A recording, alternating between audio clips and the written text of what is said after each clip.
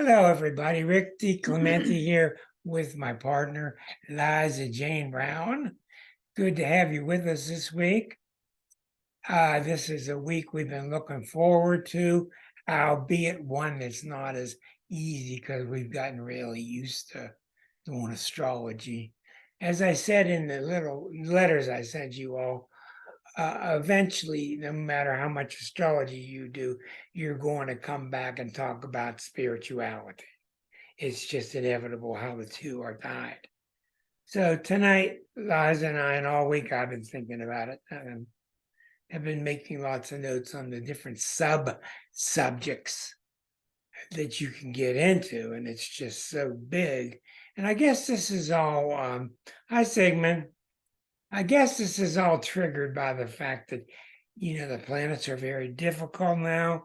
Things are changing fast everywhere. And we wanted to kind of put a period at the end of that chapter and turn the chapter and try to catch our breath and talk about what's going on in spirituality and in philosophy and science. So we've had some good sessions combining our thoughts, and you were talking about how everything kind of comes full circle. Yeah, well, just following up on what you just talked about, transitioning from astrology to the subjects of spirituality and really consciousness Right. as a whole.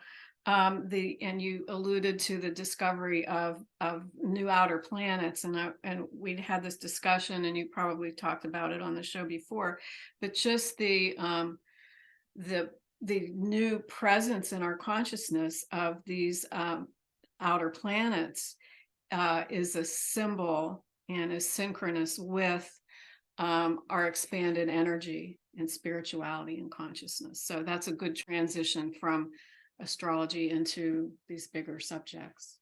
And one of the things, here comes Deborah and Winnie, one of the things we're finding out, and I'm finding out as a reader, is we're finding out more and more how everything's inside.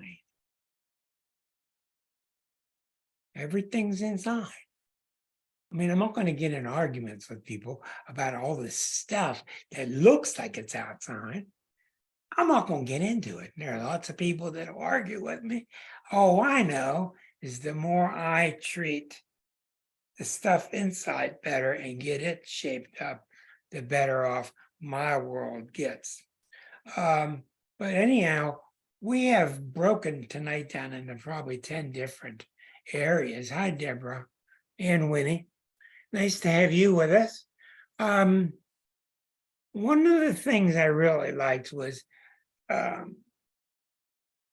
Liza was quoting Leonard Cohen's song, if you've ever heard it, called The Anthem. And he says there's a crack in everything. The Virgo talking. There's a crack in everything, and that's how the light gets in. And I think that's really remarkable poetry and remarkably apropos with what we're talking about. And just like with anything else, Liza's been focusing heavily on trauma and also on synchronicity. And my ears really perked up when I heard about synchronicity, because when I get asked all these questions about astrology, it's a really tough thing to describe without using that S word. Well, we were talking earlier about how when you do somebody's natal chart or a chart for anything, what that chart is, of course, is showing us where the planets are in a certain plane. But how does astrology work? Astrology works because the planets show the synchronous energies that are there when we're born and give us a stamp for this lifetime, but also it's synchronous with all of the events that happen in our lives and that we're experiencing. And one of the things that had a great effect on me that Rick and I have been talking about lately is a book that's called Synchronicity. I'm not going to say that I could tell you. It's very, very technical. It's by a guy named Joseph Cambray, who is both, wait, I'll get it over there, both a physicist and a psychotherapist. So he had done a lot of research on physics and, of course, Carl Jung both. And in this book, he talks about how Carl Jung was greatly affected by his friendship and collaboration with the physicist Pauli, and also he was a friend of Albert Einstein's. And so the three of them, and especially Pauli and Jung, had great conversations about synchronicity in both physics. And as you know, that Pauli was one of the people that really developed the original quantum theory. So they talked about how the role synchronicity played in physics and the quantum nature of reality, as well as psychologically. And as you know, Jung was very much into spirituality as well, and there were connections between his spirituality and his work in psychotherapy. I don't want to get too far off the subject in synchronicity, but his theories on this were validated when he was doing psychotherapy with a woman who was describing a dream in which there was a particular beetle in the dream. Right. And he heard a noise outside his window and looked, and there was the closest thing to that beetle outside the window as she was talking about, even though it was in the winter and cold weather. So that really validated his theories about that. So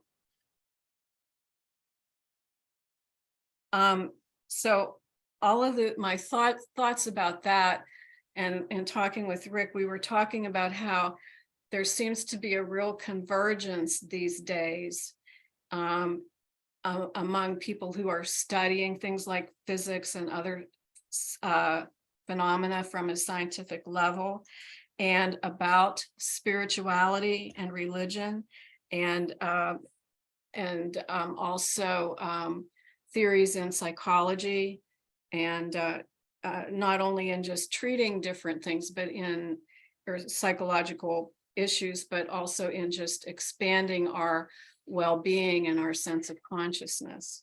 So we think that all of those things are related, and that back to astrology, the presence of the outer planets is really causing a whole expansion of consciousness across the planet. Now, at the same time, we have terrible problems in the planet, and there's a lot of unrest. There's war, there are all of those things that seem really, heightened too. But the fact that those two extreme realities are happening at the same time seems to be very synchronous, and to be creating that crack that Leonard Cohen talked about, this dissonance of consciousness and reality that is hopefully an opening, that we can continue to flower and grow from, as we see that these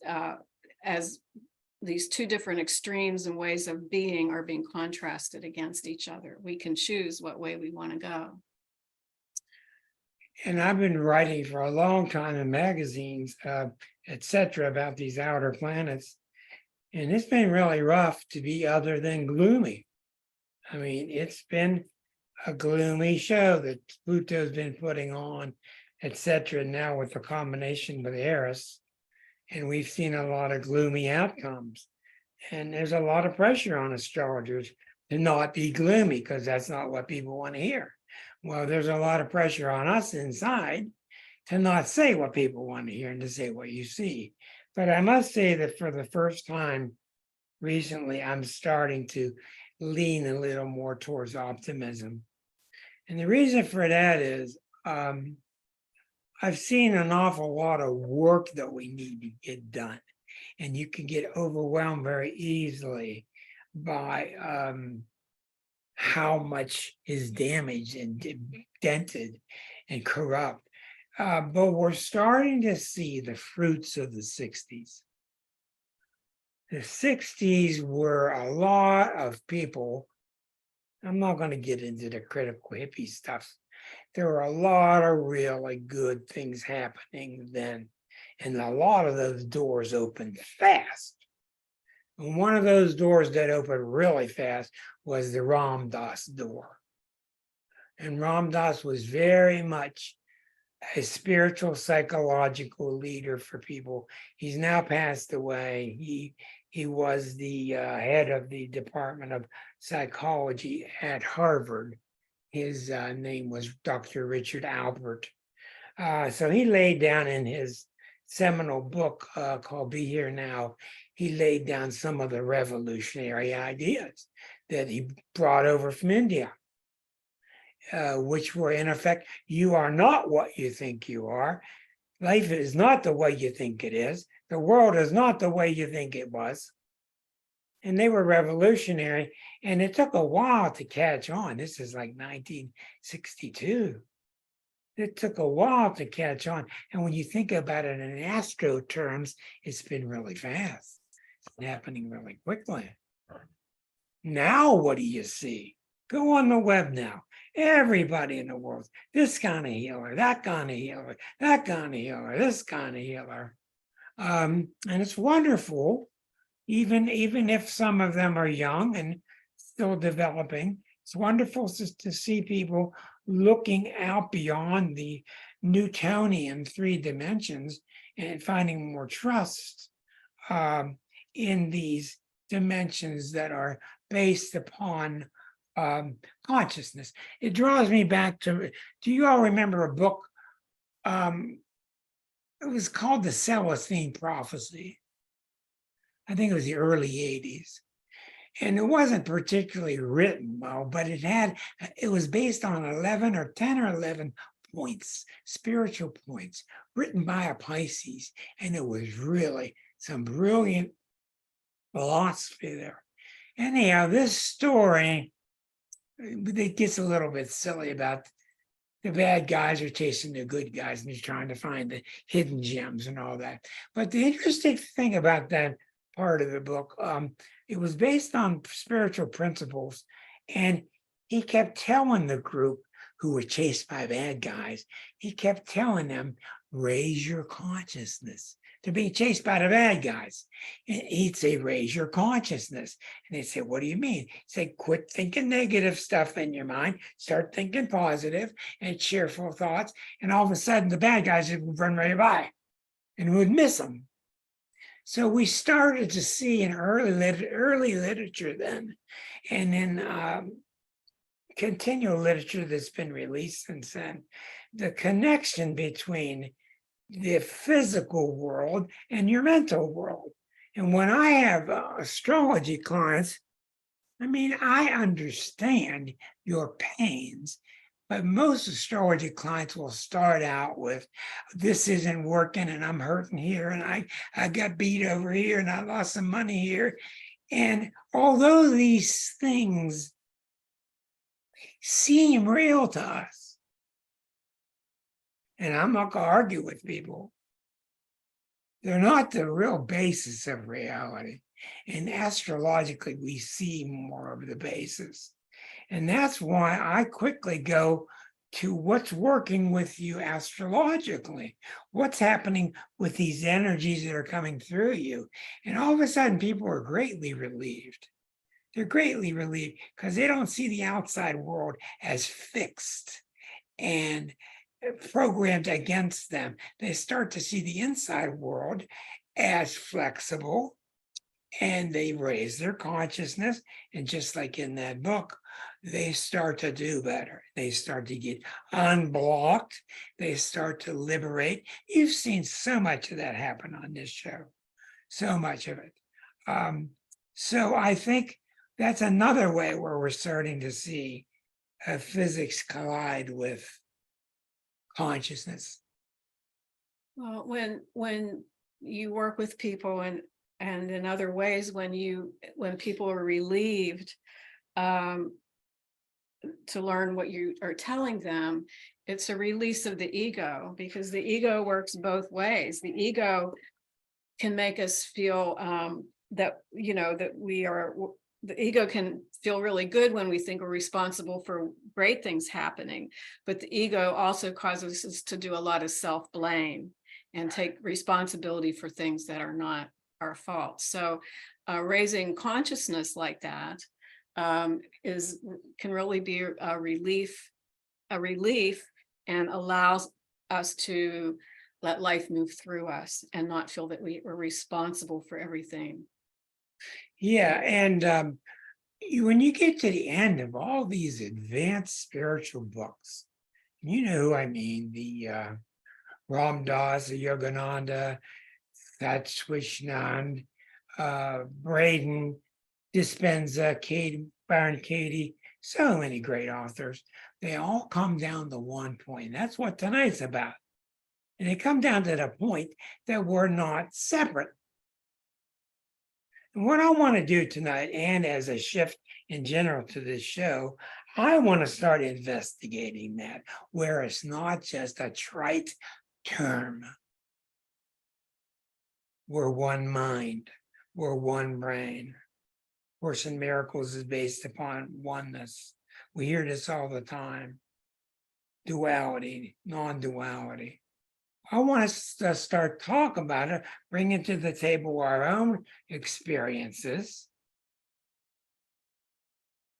and seeing how this is not only becoming more and more of our lifestyle, but we're actually seeing this is our hope. And I don't think it's a coincidence that we're getting a lot more presences from the UFOs. We're hearing it more and more and more around the planet. And I don't think it's a coincidence.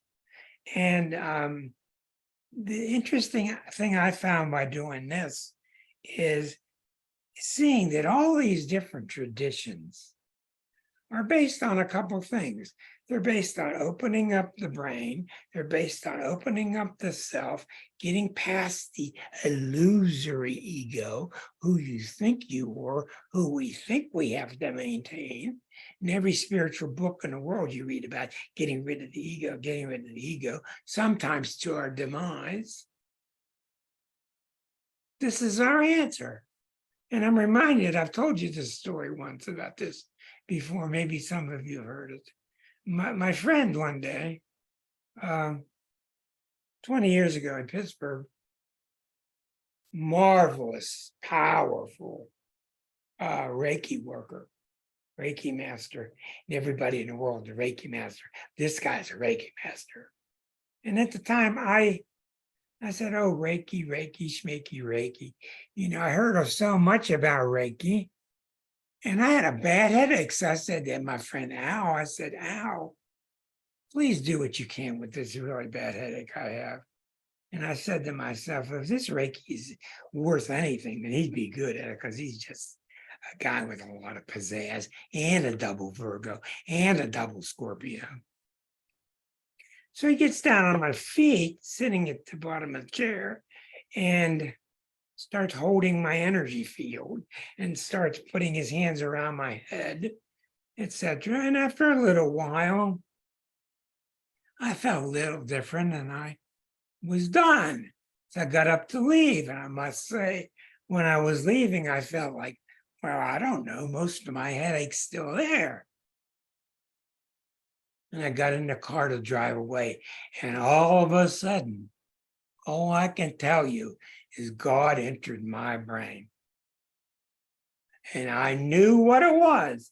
And that was the advantage of all the reading and the different techniques I'd tried for 30 years, 40 years. I didn't know what was happening. But you've seen these videos of an entity coming and taking up inside the entity. That's exactly what happened to me. But I knew. I just knew. This is God looking out through my eyes. This is a bigger Rick looking out through my eyes. And the little Rick, who I'm used to, backed up in the corner and was just watching this circus. What the hell's going on? Just watching. And the bigger Rick took over, and I just knew. And now John reports things like this to us. I just knew for about 3 days that God, or whatever you want to call it, was looking through me. And the grass was greener, and the sky was bluer, and the people were peoplier. Everything was just greater. Everything just was. And I knew that this would not last. And I knew what he had done was open my crown chakra. And I knew it wouldn't stay open, and I called it garbage. I knew that within a couple of days, the trash would come back in, and the thoughts and the arguments and the clog would start clogging it up. So my girlfriend at the time, I explained this to her very clearly. I said, I want you to remember this because other people will think I'm crazy. I want you to remember what happened. And as predicted, over the next 3 days, I kind of clogged back up to my regular reality.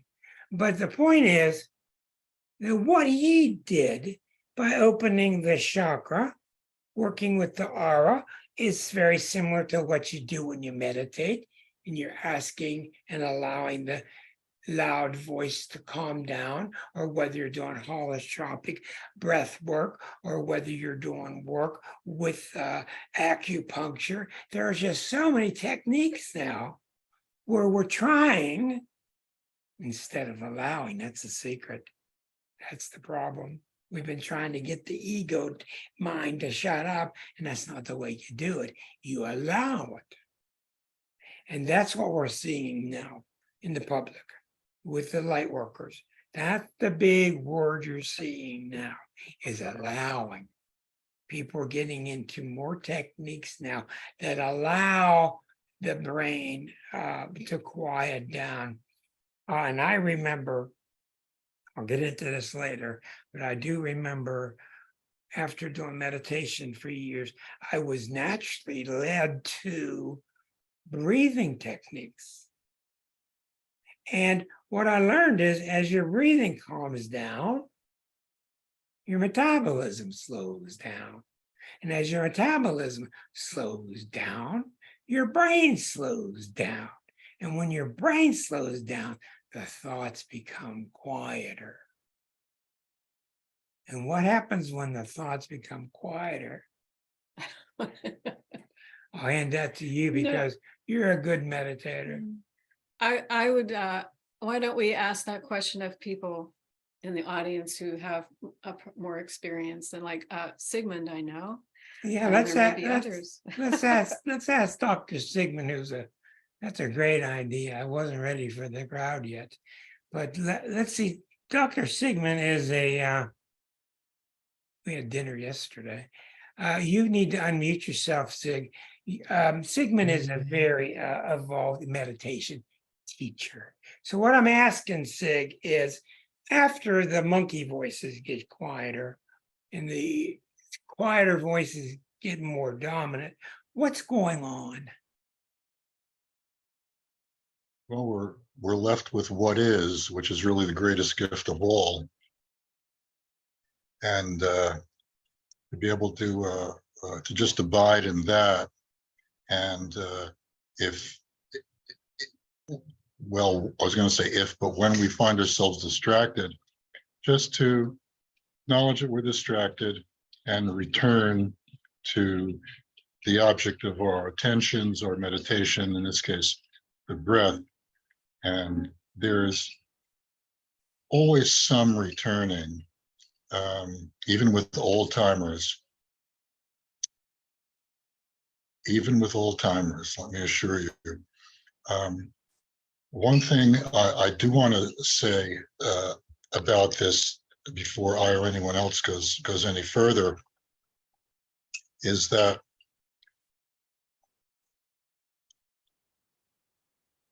watching the breath, and any kind of focused meditation, one of the ways the body helps is that by slowing down physically, allowing that to happen mentally, you tap into the parasympathetic nervous system, which controls heartbeat, it controls blood pressure, controls digestion, et cetera, and there you go. One thing which can actively inhibit that and put you into the sympathetic nervous system, which is flight, fight, freeze, is to have tight clothing on when you're sitting, because what tight clothing does is it binds. If you have tight clothing around the waist, it binds the abdomen from moving. If you have tight clothing at your chest, it binds your chest from moving. And when that happens, the body will automatically, to one degree or another, go into, as I say, the sympathetic nervous system, which immediately is thought city, and you're working against yourself if you're wearing tight clothing. So when the thoughts, you said even the very advanced still have thoughts, when the thoughts start to subside to advanced meditators, what is the shift that's happening that they have to learn to get used to? How do you do it? How do you direct them as a meditation teacher that they're really uncovering another world of riches? Well, basically, to you set a supportive foundation, no matter whether you're a complete beginner or an old hand. And so, ideally, especially at the beginning, you want to be someplace that's comfortable, that's quiet, free of distractions. Some people will, if they abide by tradition, they will sit on the floor. I don't anymore, except now and then, but usually not. Doesn't matter. For those who do sit on the floor, the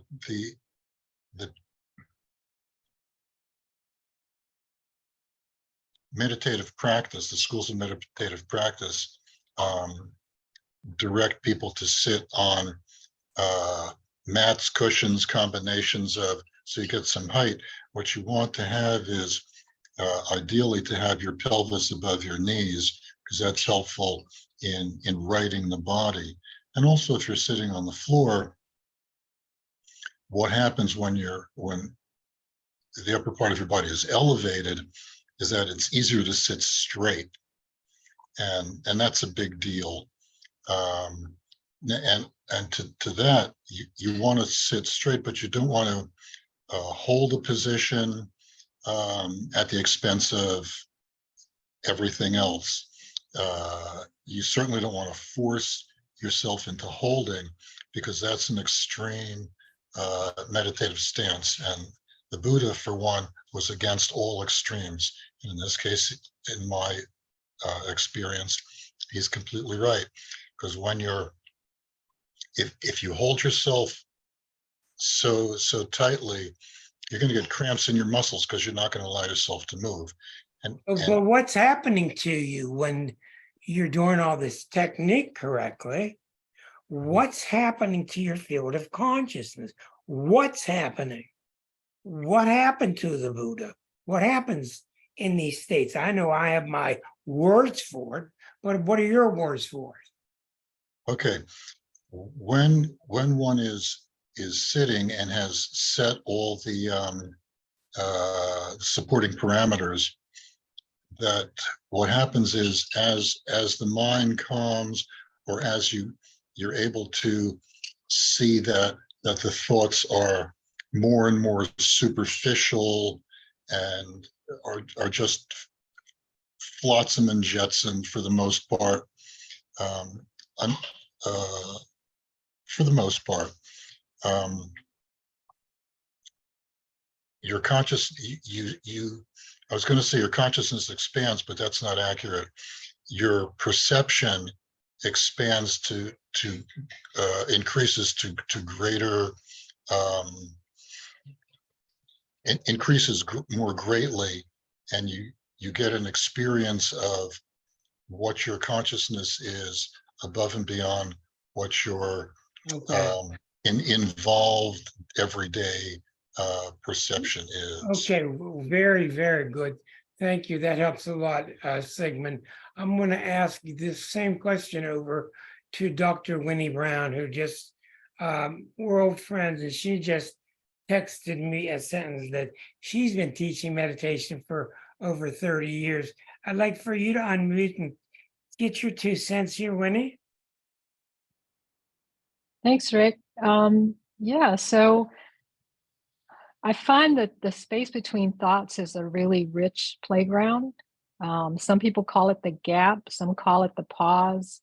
But that's the place where we can manifest the best, because that's where our higher consciousness has the opportunity to communicate with us when we're not What do you having these mean the loud. best place to manifest? Well, so that's a place where you can expand and more into your higher consciousness. So all those thoughts that we're used to having, when they get more in the background or when they stop, then we can really expand into the higher consciousness, even to the place before thought. And from there, we can start to consciously create our reality. It gets to be more and more efficient once you get to that place. And the other part, I think that was mentioned, has to do with straightening the spine. So that communication from our higher consciousness comes through our physical nervous system. And when we straighten the spinal cord is straight, goes straight to the brain. The better we can take care of our nervous system, the easier it is for our soul, our greater consciousness, to really step down those higher energies so that we can better represent our higher consciousness and in physical form. Okay, very good. Thank you, Winnie. Liza had a point.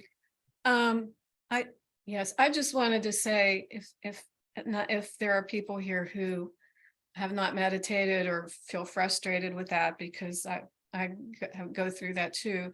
It's really important to be just very gentle on yourselves and very forgiving, and just take your, bring your mind back gently to where you want it to be, because got a long time. We're never ever going to get it all perfect, but there's so many benefits to meditation, and just being very we've talked about forgiveness, Rick and me, in relation to all of the things we're talking about tonight, but it's very important to be forgiving and gentle of yourself when you're doing that. That's why I think the 2 of the biggest words that we've been hearing in the 21st century, 2 of the biggest words we just are bombarded with, are guilt and trauma. And you can definitely see how it's largely correct. How people are trying to get the guilt monster off their back, and they're trying to get past these trauma bruises. Walking meditation is a good place to start, says Winnie. That's wonderful. But you can see in a lot of these techniques that we're really painted upon ourselves as very pure children. We're really having this world painted on us, whether it's somebody with good intentions telling you should do this or that, let alone a real abuse that you're going through. But people are trying so hard. Everywhere I look, people are trying so hard to get rid of trauma. They're trying to get past their trauma. And what's left of these selves inside that Winnie and Sigmund are talking about. And it's like the gold is left inside. That's the pure self who is left. That's what I think that heaven is.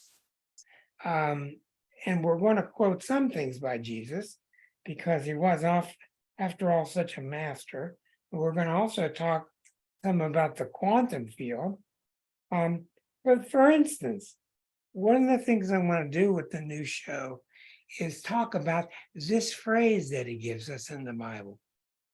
He gives us this phrase. He didn't throw it away.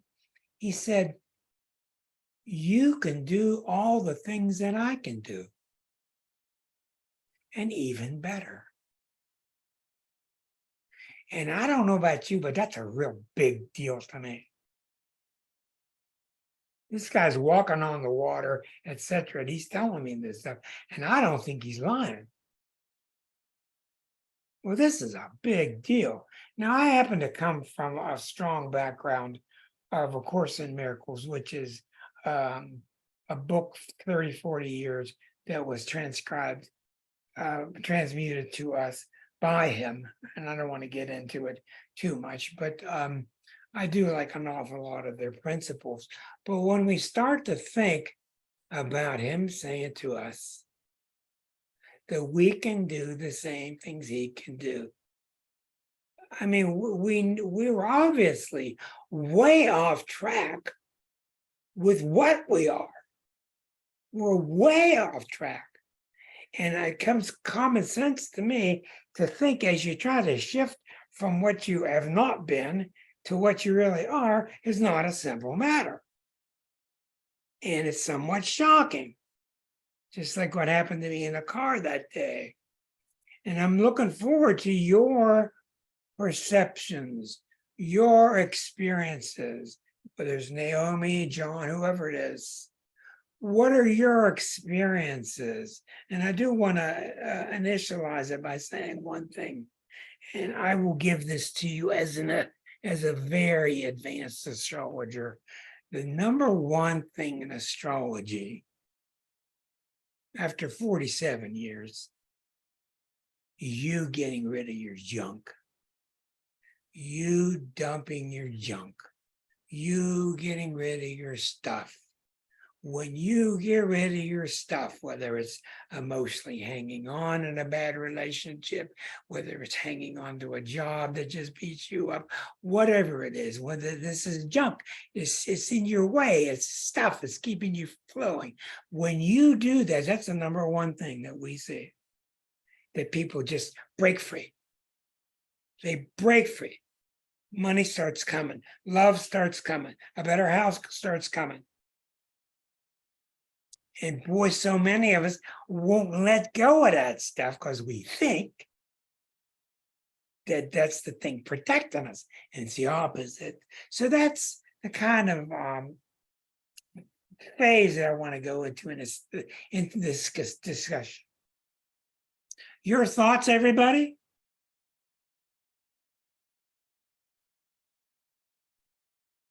Come on, Jane. You just told me.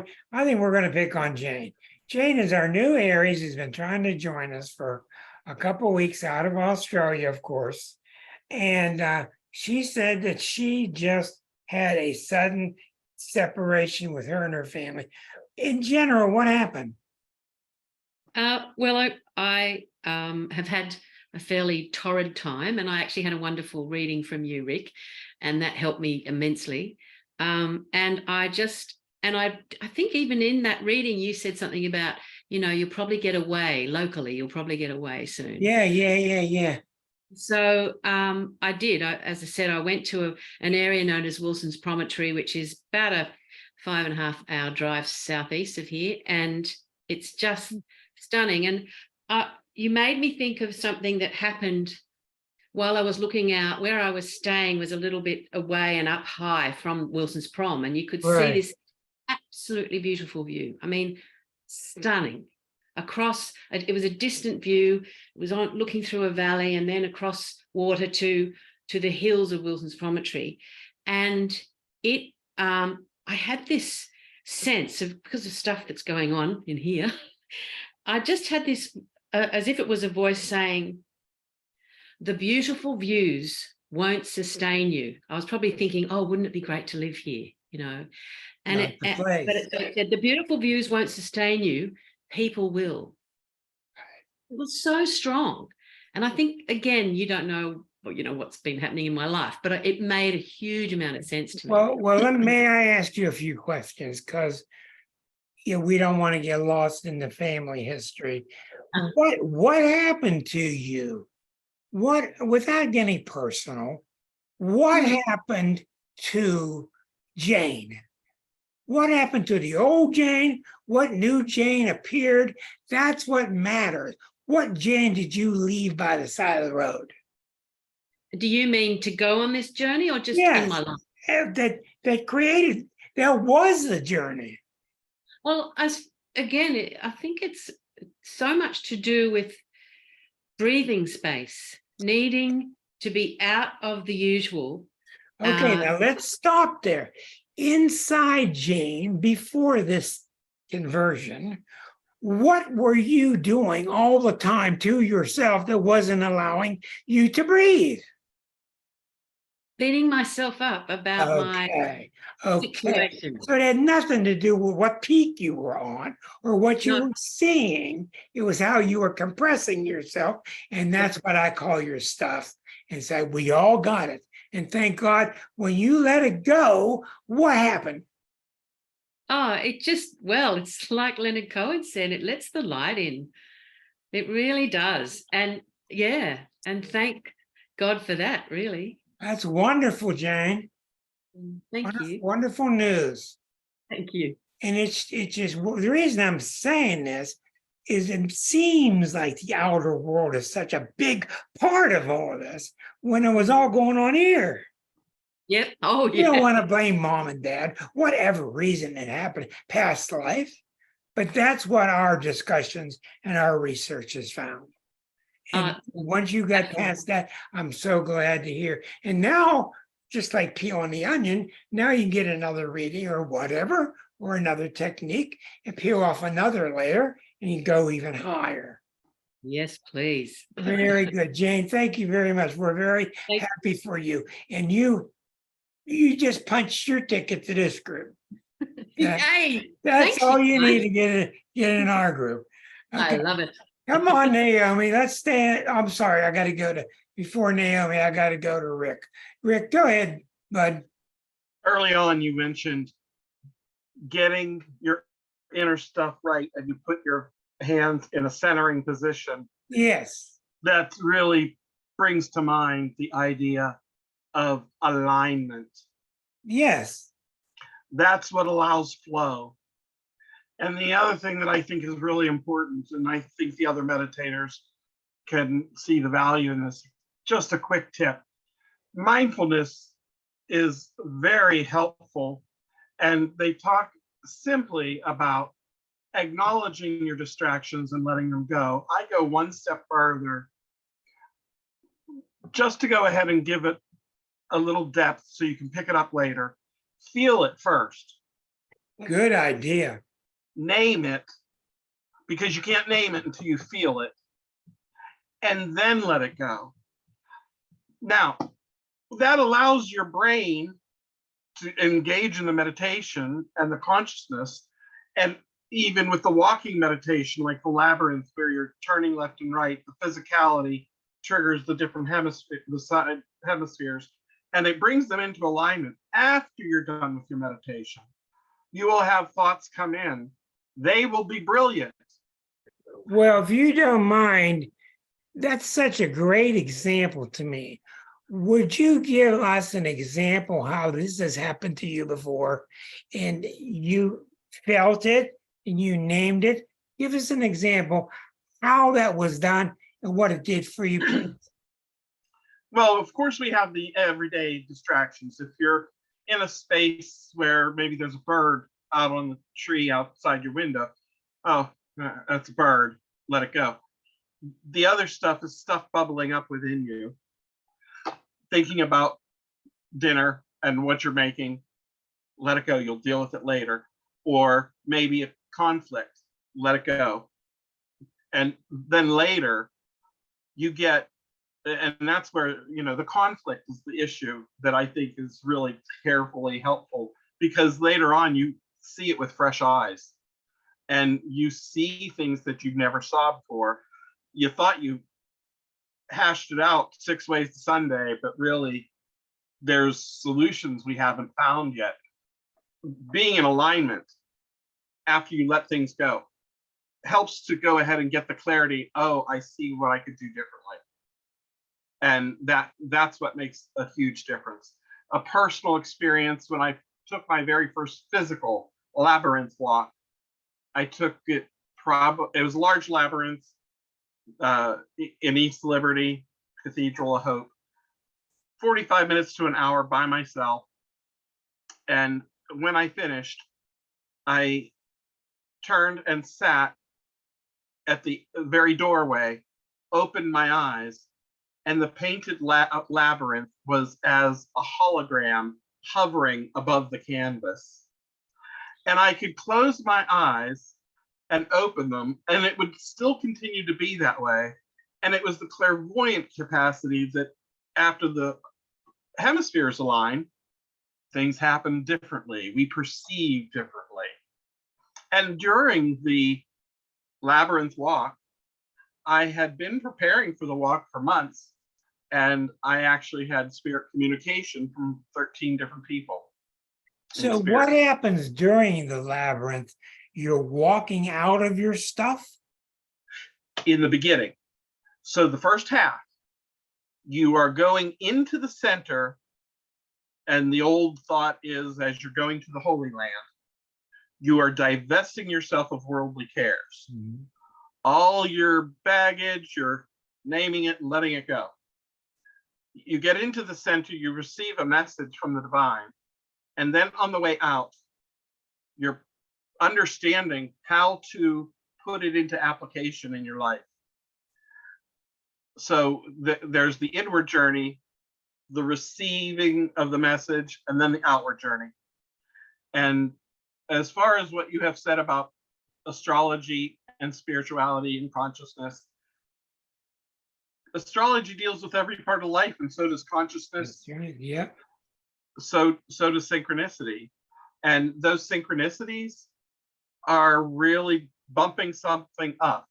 Quite honestly, I would say that the example used earlier by Liza about the beetle in winter, Right. I would go a step further than calling it just the synchronicity and call it a sign from spirit, because it was out of the realm of probability. Right. Being it was winter time. So there's a lot of obstacle to actually have this occur. Right. When something is possible but not probable, that makes it a bigger deal. That makes a lot of sense. Yeah. So those are shamanic signs or omens. Well, that's when he came up with the term synchronicity. As we talk, thank you, Rick. As we talk today, Liza and I realized, well, the one question you don't want to ask astrologers is, how does astrology work? Because it's just so difficult to answer. But she came up with synchronicity, and boy, does it make sense. So we think about what's going on in your chart when we read for you. Well, the more advanced you get as an astrologer, the more you can see pretty clearly how the person should be feeling at this point. Because you see the major energies line up and they don't line up. And frankly, most people wait till the Damocles sword is just about to come through their skull before they call you. I mean, they wait until the hammer is right here. And you don't have to do that. And it's a good sign if you learn to do it earlier. But the point is, we've got a diagram. We've got a seed. We've got a DNA in us that somehow it's a microcosm of the whole universe. I don't know how, but it works. And I was talking to her today about me looking at her diamond, her looking at my diamond, looking at certain surfaces on the diamond. And it's neat because we are individuals, but we're also not. And I think that's one of the places that the New Age movement, we talked about this before, it gets itself in big danger. I think the Course in Miracles got itself in big danger. Everybody's trying so hard to not be a self that I think it's deadly and doesn't work. Explain what you mean about we're trying not to be not a self. Well, like Ram Dass said, well, if you want to be somebody, then start out by becoming nobody. Then eventually you'll be anybody you want to be. When you're too identified with being a self, you're too identified with you're here, I'm here, it's here, everything's separate, and there is no oneness. Everything's separate from everything. So when you're too identified with that world, as most of us are, you keep piling on to improve it, make this stronger, make my walls bigger, make your walls bigger, make us more separate. That's where we're at now in this country, on this planet. On the reversed way of looking at it, you're returning, you're giving up the separateness. You're giving up the separateness. You're walking out of the outer layers of the labyrinth. You're walking more and more towards the center. And in the center, you're not hung up with the differences you have and all that. You're getting more into the likenesses that you have with everybody. And it's all coming back together. And that's, in my mind, I think Jesus tried so hard to explain that to us, but he had a crowd that was early mentalities, early language difficulties. And it just seems like now we're starting to get it mentally. We're starting to get this psychically, and we're finding different ways to make movies about it, different ways to run plays about it, books about it. It's starting to happen. And when I start to improve, and when John starts to improve, we all start to improve. We have a collective, we have a quantum effect upon each other. John? Yeah, let me just say that what I'm going to try to say, what my experience is, and it's difficult to put it into words, but I do experience there being one mind. There is only one mind. We are not, we think we're separate. That's the illusion. And I said the Course in Miracles explains this very well. But that my daily experience is that I hang out with God all the time. It's incredible. And it happened in a process, because when I was very young, I was pretty, religious, Catholic and all that. I even went to a seminary, thought I was going to be a priest, but I was also studying philosophy. And I was able to understand the most abstruse philosophers. They were like eating candy for me. I just had this philosophical mind, but I came to a point where there was a crash between my philosophical mind and this spirituality that I had ever since I was born. And I thought, yeah, this is an illusion. I made this up. So, I had this going on, this conflict in my mind, and then I had this experience where I saw God. I mean, and I didn't. I will remind you, what have we talked about for the last 3 weeks? Yeah. Neptune. Well, sure, Neptune. Neptune is the planet Yeah, that's at the center of this type of activity. absolutely. John's Neptune's very, very strong, as most of you are, or you wouldn't be here. That's the planet that Well, here, aligns us with the allness. well, the thing is, when I saw God, that wasn't different from you and me and Liza. Right, exactly. There is only one of us. There is only one mind. The thing is, I can't articulate that or explain it, but I experience it. And it's because I'm just am in it all the time. So I can become Buddhist, I can become Christian, I can become Jewish, and those are little pieces of the thing, but they're not the whole. And so what I experience is this synchronicity. And it sounds like a happy Gemini. Yeah. Well, um, it's something that where when I think of God, well, that's not something that's different from me and you and All others. of you, what do you see happening around you in the world? Well, I'm a lawyer, and I have to live in the world, and I can be mindful and think things like going from point A to point B being like a straight line. I can do that, but it's also a curve. I can do that too, but I have to switch So what gears. do you see happening in the world? What I see is a lot of illusion. A lot of what's happening in the world isn't really happening. It's something that's an illusion. I can see it that way. But, think of Putin. I can think of him as a mass murderer, but I can also think of him the way God might see him.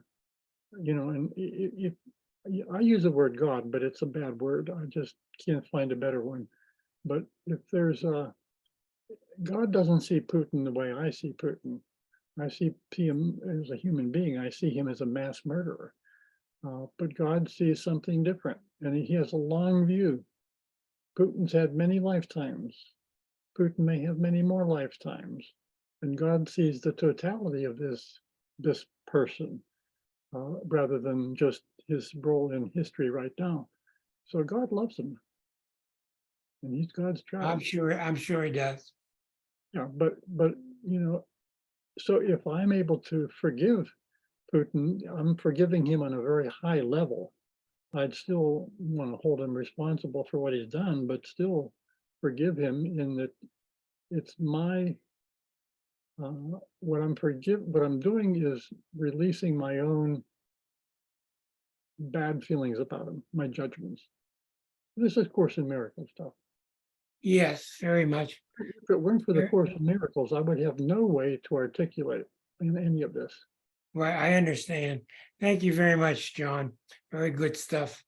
I got a strong feeling that Miss Claudia has had many experiences in this realm. I'd love to hear from her in her words. Well, can you hear me okay? Mhm. Okay. I can so relate to everything everyone is saying. And what John just said reminded me of the expression being in the world but not of it.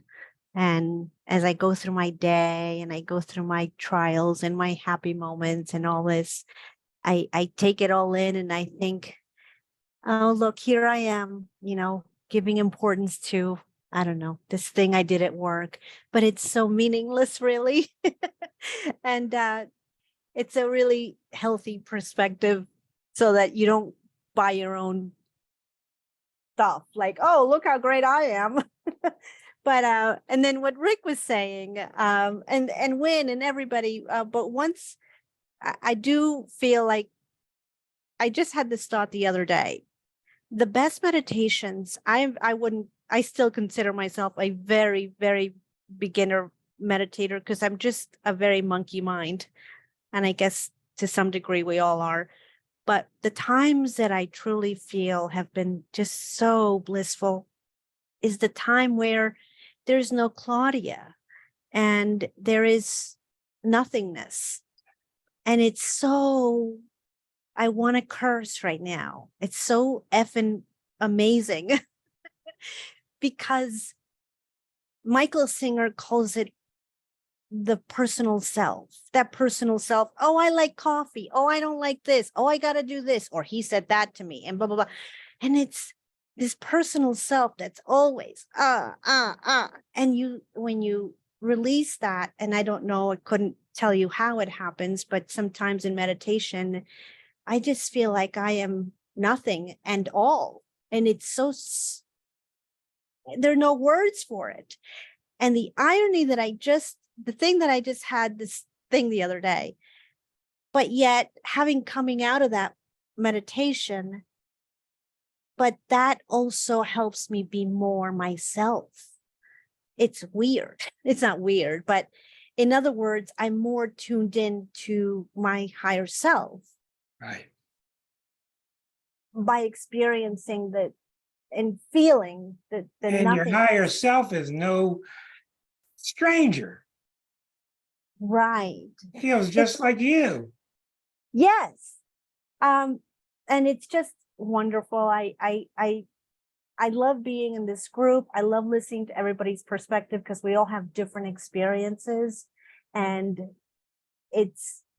but the truth is that, again, I'm me, I'm like, but it's all coming back to, love and oneness. And it's so gorgeous. It's just so beautiful. Makes you want to dance down the street with your raincoat on. In case you guys haven't seen that, go to Facebook and look up Claudia dancing down the street with her raincoat on. It's And- priceless. Thank you, Claudia. Yeah. I want to see, since you turned on Winnie, I want to see what Winnie's had in her mind, because we haven't seen you in a long time. And what's on your mind recently? Oh, recently I'm at a pivot point in my life. I'm about to leave conventional medicine, the vestiges of it. I've been doing integrative medicine for a while, but I'm stepping out of this university job. Wonderful. Yeah, exactly. And I think so I could really, really resonate with everything that everybody has said. There's so many things that have shown up that have just told me it's time to step away from this and really get into my passion. So that's what I'm planning to do. 95% of finding joy. That's really it. Mhm, mhm. Yep. The other thing is I found, I've known this for a little while. I've written about it in one of my journals, is that I have a war inside myself. I have a war inside myself, and my commitment is to resolve that, because I know that's when I look out at what's going on in the world, I understand it because I have it inside of me. And when That's a good point. Yeah. yeah. Well, that's what So we're talking about, and getting the illusion straightened out. Well, thank you very much, Winnie. And I'm sure you won't need it, but good luck with your big step. What about what's going up in the Milwaukee area? Come on, Deborah. I see you all the time, and you're so politically involved, and I get concerned about you trying to get your mind wrapped around how some of the worldly brains work. Well, this conversation, I can't respond to your question because this conversation threw me back to a memory many years ago when I was going through a divorce, lost a job, but my daughter was working for what used to be called May Merchandising Company in St. Louis, and she frequently had assignments in New York. And she was going to be in New York City for Thursday, Friday, Saturday, come back, and then go back on Monday for more work. And she said, "Mom, I talked to my boss. Why don't you come out and join me? And we can stay in the hotel over the weekend," and so on. And so, anyway, long story short, it was March Madness. New York was full of people, but I was all alone in New York City every day while she was at work. And I walked and I walked and I explored, but I didn't have a cell phone. There was no GPS or anything.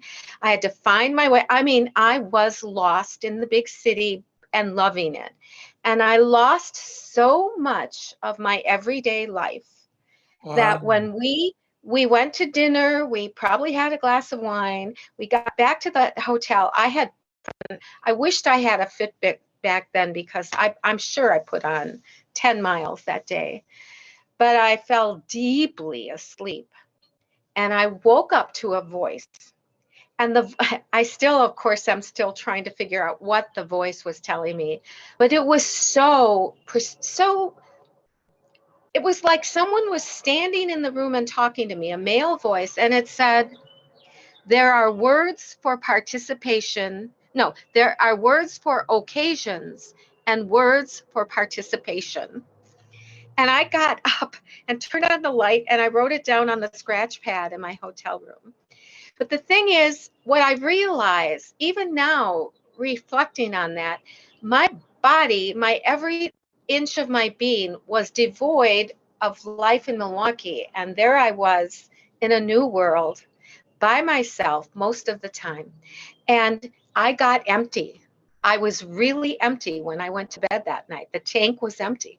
And that opening that you talked about with your Reiki person, something opened up and the voice came in. And I would love to have that moment again or a moment like it. And I've come close a few times. But so my point is, I think, Jesus also, didn't he spend 40 days and 40 nights in the desert or something? I mean, we've got to get away from ourselves. And it can be done, I think, either through physical exhaustion or really being somewhere else where there's no phone and no contact otherwise with your other self. Thank you very much. Goodbye, Naomi. Good to have you. Deborah, that was excellent. That was such a great practical example. Speaking of New York City, let's talk to someone else who's been lost in New York City. Come on, bud. Marcia spent much of her life there, and I was telling Liza today, I don't know how Marcia did it.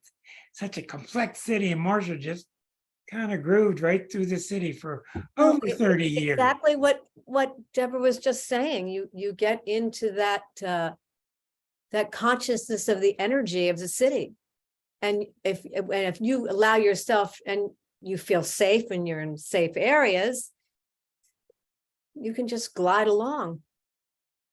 I love that's terrific. What do you think about tonight's discussion? Oh, I think it's marvelous. And I might share an experience I had. I'd already had some other meditation experiences, but this was a new one that I had been studying, and Siddha yoga and Siddha meditation. And we were at the ashram and meditating, and Baba Muktananda could open up your energy and I remember this. ways.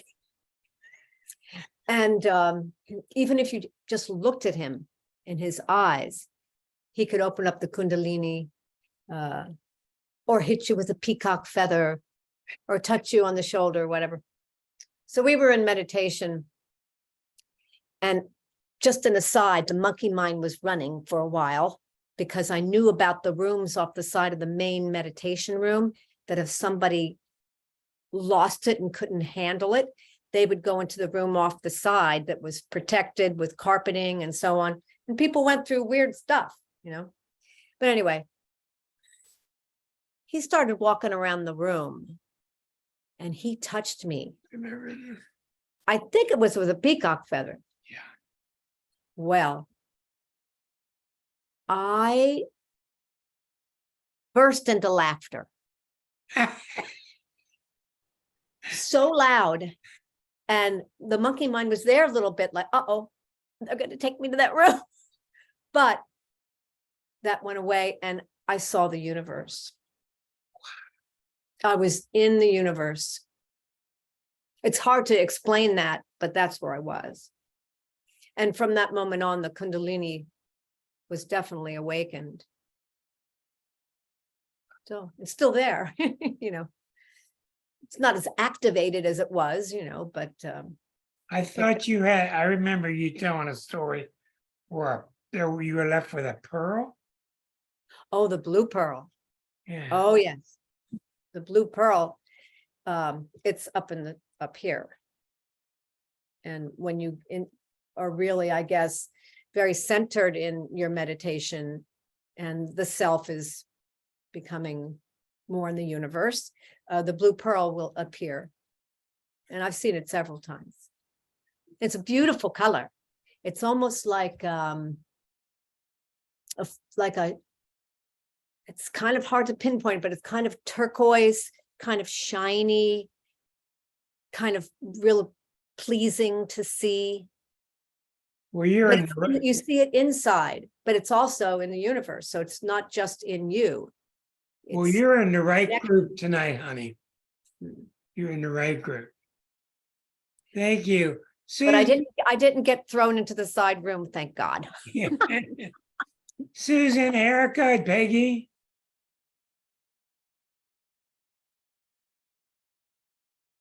Go ahead, whoever. I had a similar experience a very long time ago to what you guys are talking about. And in all these years, I've never quite been able to put it into words as to what it was.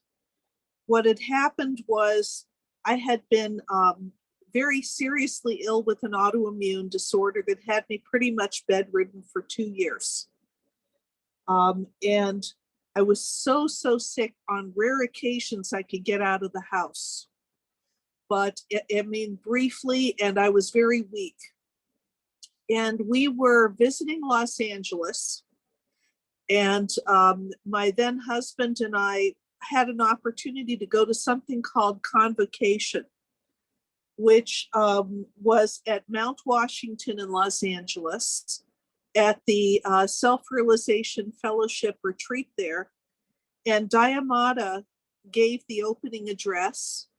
And then she stood there in front of about 200, maybe 400 people. It was a huge room. And we were way in the back. And she said, you know, as she gave her address, and we were like wrapping up that section and people were going to get ready to leave. And she said, all of a sudden, as if it suddenly had occurred to her, would you all like me to greet you as you depart today? And people went wild. And at first I was pretty surprised and impressed. And then I started thinking, you know, monkey mind took over and I started sinking into ego and thinking I should ask for a healing. And then by the time we were lining up and ready to go out the door, I was thinking, you know what, if she's that good, she'll know I need a healing. I shouldn't have to ask. And by the time I got up to her, there were 2 people left in front of me. I was already stewing and thinking, I dare her to heal me. So we get up to the front and my then husband takes her hand. She like nods and does one of these to everybody and takes your hands, gives you a blessing. And all of this goes by somewhat in a blur. And as I get up there, she just looks at me for what felt like a timeless amount of time. And she took the heel of her hand and she went thump on my forehead. And I was like knocked out of my body. I was, for the next 3 days, I was 2 or 3 feet above my body. I wasn't in it. It was hard to speak. It was hard to communicate. When I would open my mouth and try to say something, I would burst into tears, but I wasn't sad. It was overwhelming emotion and there was a lot of love in it. And it was just way beyond what I could control or manage in any way, shape, or form. Over about 3 days, it sort of settled down. It was like she, you see one of these little birds that like tips over by accident and gets all fluffy, and flaps. And then the feathers start to settle down and a few feathers are drifting down beside the bird. That's what I felt like. In terms of what you were talking about with no boundaries, we're all one. You know, I do mediumship and I've done professionally since about 2001. And my experience of connecting with people in readings and with their loved ones in spirit is a melting in or a putting on another person like a coat. It's a blending. It's a kind of blending with spirit. And, it's the best way I can describe it.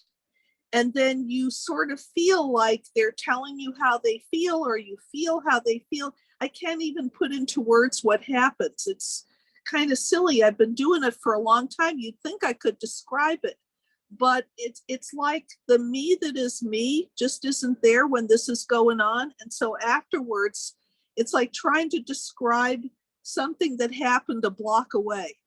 You know, I don't know if that makes any sense, but it's like, I knew this was going on. It was happening. I was there, but I wasn't there at the time. But there is a blending process. And I think on some level, because we are all one energy in essence, mimicking individuality for whatever reason, maybe that's what this is all about. I'm not entirely sure why it works or how it works.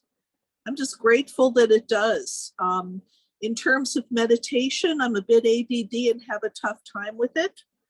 But I have found a very, very short prayer that I'm able to use prior to going into a reading for about 10 or 15 minutes. And I don't know if that counts as meditation or not, but it is very transporting to another space, not physically, but mentally, emotionally, to another space. And, you know, I'm beginning more and more to doubt that the physical part of any of this is Yeah, real. well, what is that prayer? God, and I repeat it. And it's like a melding process of blending right into that energy. That sounds, You just say that as I'm saying it, it sounds one word, far-fetched, but over and over. one word, huh? That's Wonderful. it. That's Wonderful.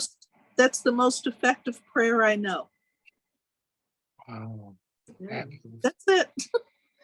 Very good story, For what Susan. it's worth. Thank you so much. That's a great story. I want to try to get to everybody, but I love that simple story. So beautiful. Everybody, I want to get, if you want to, we got Kathy, Erica, and Peggy. Whenever you'd like to jump off, Winnie, thank you very much for joining us. Come back anytime.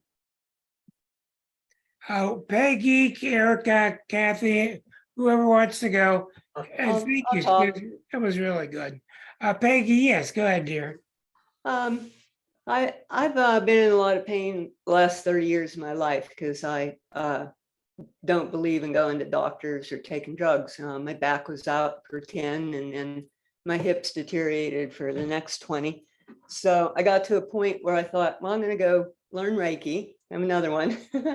And I would drag myself up the stairs and sit in the group and get certified. And I went for a Reiki session and the lady said, okay, I want you to just lay there and I want you to just be quiet and just let go. And all of a sudden I felt, it was, all I could say was I was in Montana. I was laying on the ground and all I could see was the sky forever and mountains. And it was just, I was the only one, and and I felt all this empty space everywhere. And I said to myself, I don't feel well and I wish I could dance again. I'm just thinking all this. And all of a sudden I got up and like those Indians who dance around with the headdress and the feathers, I was doing that. I was mobile. I was moving every part of my body. And I know it was because I had the energy of all of us. And I knew that I could do that. And so when I came out of it, I thought, well, now I have to, get a hip operation. So anyways, I went on to do that. And don't you know, I hadn't been on Rick's show for a while because I'd been getting ready and going through the hip process, getting ready to do that. And don't you know, he brought a guy on and said, this guy can help you overcome that trauma in your life, synchronicity. And I went and saw him, and the trauma had been when I was a young child. And I can't really speak as to what it was, but it was a terrible experience. And I held it all my life. And Rick probably can look at my chart and he'd know.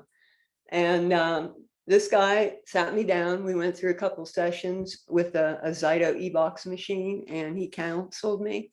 And again, I felt that release.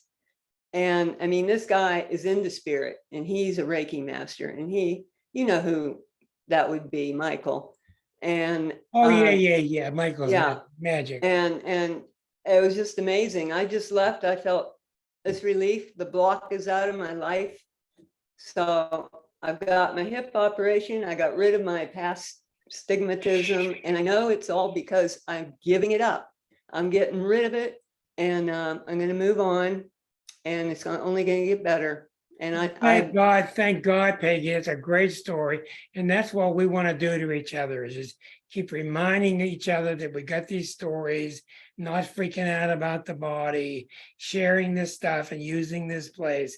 So in general, this is going to remain an astrology place, but I want to try to lean it more and more towards spirit, because it's real clear what it does for us.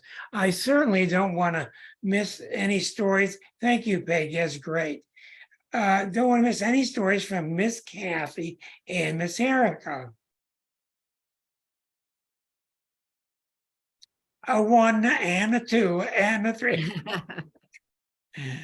Come on, we all talk up. I'll be the last one for a change. Okay, go ahead, Kathy. What's all this triggered in your mind? Well, I've had similar experiences that people have shared, and I guess I'm in this place right now where I'm realizing we can be in presence, as I call it, anywhere we go. And, you know, being at the grocery store, being in the hospital as I recently was, and just everywhere that I go, I try to remind myself to take that breath and to be present, because I find that I'm able to make better decisions. And then I don't take personally what goes on around me. It helps me stay out of that judgment. And, you know, as a Virgo, I'm always looking and seeing what can be done better and what can be fixed and whatever. And now I'm finding, I've worked on this over the years, that I can observe that, but I don't have to make any judgments about it. It just becomes something in passing. Unless it's something really, really obvious. If it's something I can do something about, then there's action that I can take. But so meditation has become more of a fluid kind of trying to live in the presence type of situation. I mean, I do sit and meditate every day, but it's trying to be active in my life. I don't think it's something relegated to just a certain time of day. And when we're done with that, it's just like going to church on Sunday. You know, once you're out of the church doors, it's kind of like life goes on. And for me, I'm trying to experience it every day in the daily activities of my life. Well, that's fabulous. And you and I got a reading coming up soon, and I'm really looking forward to that. That's really, really good news, Kathy. Thank you very much. And good luck to you. And let's hear the cream of the crop story from California. What's going on, Erica? How about Rachel? We forgot Rachel. What, Rachel? If I can't see you, get your camera on so we can see you. Sure, we want to hear Rachel. I know Rachel has some far out stories. Come on, Rachel. And Anita. And Anita too, yeah. But if they're not ready, I'll just... A 1 and a 2 and a 3. Go ahead, Erica. They'll chime in. I'm sort of where Kathy is at, where different times and different experiences, I've kind of felt it, like maybe skiing on a perfect day, or looking at one of Susan's drawings and just getting into it and just letting myself get absorbed in it, or reading a book. Right now I'm reading The Power of Water, and I'm just feeling into these people. Some authors can just take you on this trip, or in the theater. I mean, they're catharsis and, you know, just taking yourself out of yourself by being absorbed in something else. really does it for me. I've had like a far out trip, but it wasn't out of the body, but that was when I was on LSD. And that was like the stars were talking to me, and it was probably kind of egotistical because everything was talking to me and I was kind of the center of the universe in that one. They were all putting on a show for me. It was great. But it made me feel so loved and special and important, you know, and then I could forget about whether I was important or special or not from that point on, because I knew I was. But just getting into other people and getting absorbed and loving things, whatever it is, just gets rid of myself. And that one word, that's what Michael Singer says. He says, you don't have to do this, that, or the other thing. Whatever works for you can be your meditation. And you can very simplify it by just saying one word over and over again. Just find a mantra and do it. You know, don't get so caught up in working that you don't take the time to just put everything aside and just focus on emptying yourself out. Well, I think I've learned my lesson tonight. That's a wonderful story, Erica. Times 15 or whatever we have. The whole group did what I thought couldn't be done. I'm sitting here trying to plan the evening. Boy, that didn't work. And I thank you all because it was just exactly precisely what we needed. And maybe this is a sign of things to come. You know, if we need to do some astrology speciality, we'll focus on that. But this is far better, hearing everybody's different song, everybody's different story. And I really thank all of you tonight for joining us. I think it was terrific. And you will find this on YouTube in a few hours. And I'm just so glad that you found your way to this group. I don't know how we all found our way to this group, but we got this group, and a lot of people don't. So I'll see you next time that we get into this group next week. And special thanks to my partner, Liza. Thank you to everybody. Love you, and we'll see you next week. Thank you, Rick. Thank you you, all. Rick. Thanks, Liza. Everyone. Thank you, everyone. Oh, your fault, Rick. You created it. I guess I did. Sweet dreams.